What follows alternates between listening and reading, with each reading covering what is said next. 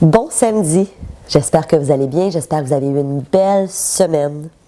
Écoutez, aujourd'hui je vous parle d'un des livres que j'ai le plus apprécié dans ma vie et c'est le livre La force du focus que vous avez peut-être déjà lu de Jack Canfield, Mark Victor Hansen et Les Hewitt. Et c'est drôle parce que en allant chercher ce livre dans la bibliothèque, je suis retombée. C'est un livre, premièrement, qui s'appelle La force du focus, comment atteindre vos objectifs personnels avec une absolue certitude. Et en l'ouvrant, je suis retombée sur une feuille d'objectifs que je m'étais fait en 2007. Alors, j'étais sur un bateau de croisière. J'ai même le logo du bateau sur lequel j'étais et j'avais lu ce livre-là et j'avais fait mes objectifs. Et c'est toujours agréable de voir quelques années après, là, ça fait quand même plusieurs années, ce qu'on a réalisé. De voir aussi certains objectifs que j'avais écrits qui finalement ne sont pas concrétisés parce que ça m'intéresserait plus du tout de réaliser ces objectifs-là. Donc, c'est super intéressant. Alors, je vous parle de ce livre-là. Évidemment, un livre extraordinaire. Bien, tout d'abord, je me présente. J'ai oublié de me présenter, c'est samedi. Je suis trop en mode relax. Alors, je suis Stéphanie Milot. Pour celles qui me connaissaient, je suis auteure, conférencière et ma mission est de vous aider à atteindre un équilibre dans votre vie, à vous réaliser pleinement autant au niveau personnel que professionnel. Donc, on revient à notre livre, La force du focus. Alors évidemment, moi, il y a une phrase là-dedans qui a vraiment été une révélation pour moi, et c'est la phrase qui disait « Tes habitudes d'aujourd'hui vont forger ton futur ». Et quand j'ai lu ça, j'ai vraiment fait une rétrospective de ma vie à ce moment-là. C'était en 2007 que j'avais lu le livre. Et je me suis posé la question, est-ce que si je continue à adopter les habitudes que j'ai aujourd'hui, mon futur va être resplendissant à tous les niveaux, autant au niveau de ma santé, autant dans ma vie personnelle, dans ma vie professionnelle. Et évidemment, ce que j'ai envie de vous poser comme question, parce qu'aujourd'hui, on débute 2014, posez-vous la question, quelles sont les habitudes que vous avez aujourd'hui ou les comportements que vous adoptez au quotidien qui vont effectivement avoir un impact sur les semaines, les mois, mais les années à venir.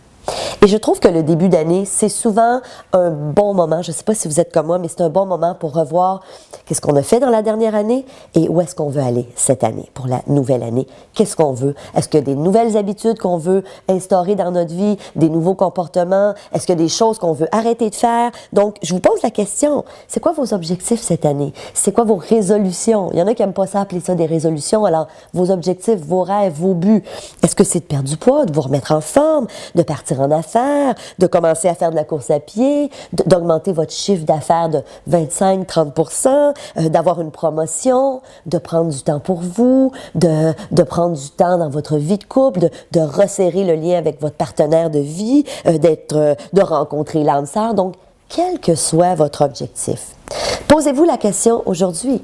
Est-ce que les comportements, les attitudes que j'ai me rapprochent ou m'éloignent de mon objectif? Et j'ai envie de vous donner, en ce début d'année, une petite façon de faire que moi, j'ai découvert il y a quelques mois. J'en ai déjà parlé dans une chronique du succès, mais je vais vous donner vraiment la méthode très, très précise, une façon de se déterminer des objectifs. Et quel bon moment en début d'année comme ça. Donc, premièrement, je vous invite, peut-être pas aujourd'hui, mais dans les jours à venir, à prendre en note 10 objectifs que vous aimeriez réaliser. Et ce, pas dans la prochaine année, d'ici 3 ans. Pourquoi d'ici 3 ans?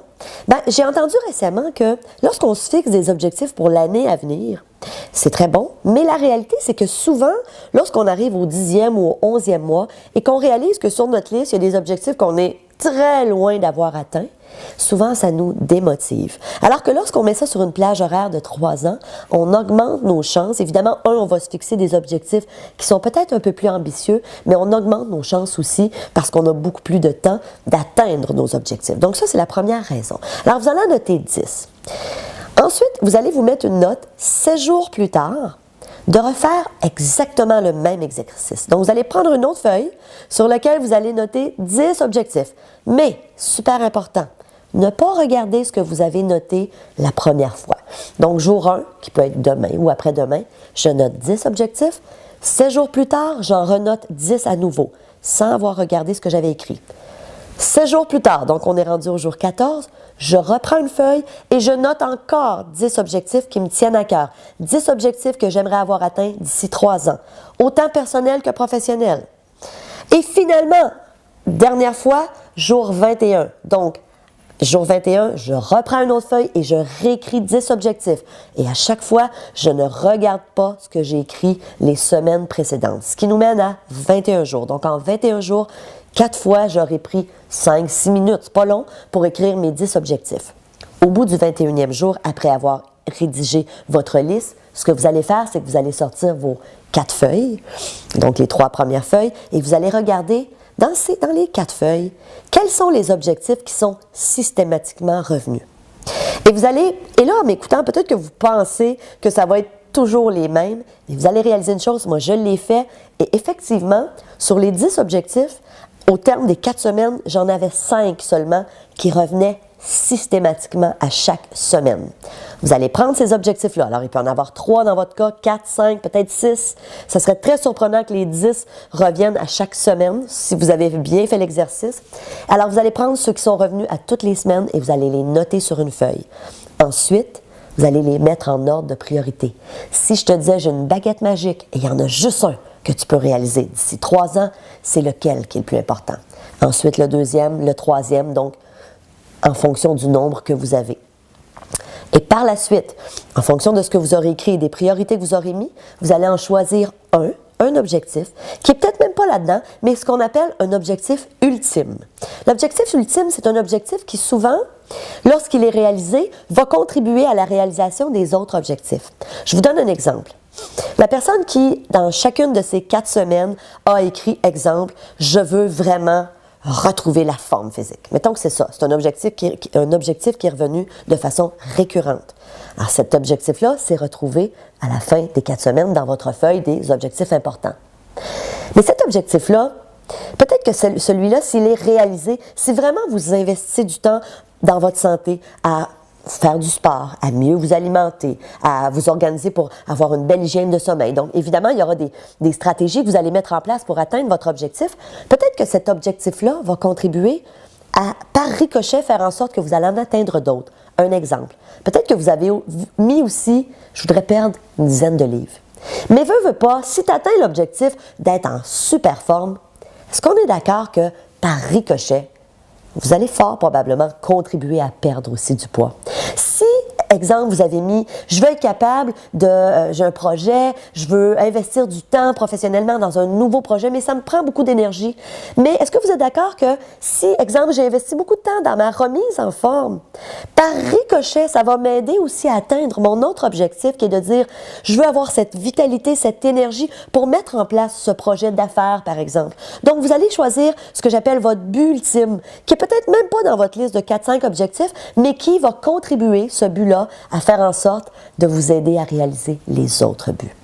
Je vous le dis, si vous faites cet exercice, que vous le faites consciencieusement, en respectant le fait qu'à chaque séjour, vous ne regardez pas les objectifs que vous avez écrits précédemment et que vous arrivez à vraiment déterminer c'est quoi qui est important pour moi d'ici 3 ans.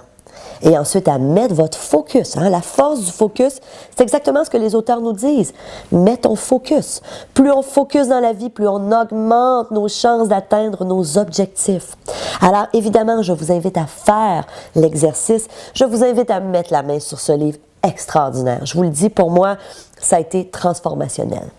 Alors, j'ai envie de vous souhaiter une super bonne année. L'année commence. J'espère que vous êtes en forme. J'espère que vous profitez de ce temps. Moi, je trouve que le début d'année, c'est un temps pour revoir qu'est-ce qui est important pour moi. C'est quoi qui est mes priorités. Alors, j'espère que vous prenez du temps pour ça. Que vous profitez des gens que vous aimez. Alors, je vous souhaite une merveilleuse année et on se voit mercredi prochain. À bientôt.